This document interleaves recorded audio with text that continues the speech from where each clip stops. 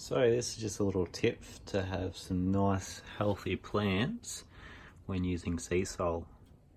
So basically what I do is get a large tub like this and I'll put 20 litres of water in there. I then add 30 mils of Seasol per 10 litres, so you put 60 mils of Seasol in this tub. You just grab your seedling trays and you leave them soak in here for about 5 minutes and put them back out in the sun.